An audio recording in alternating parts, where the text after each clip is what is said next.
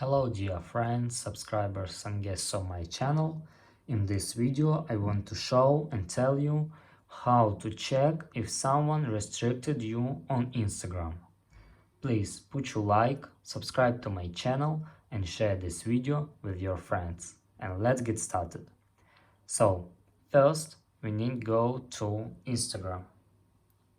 After that we need to go to any account.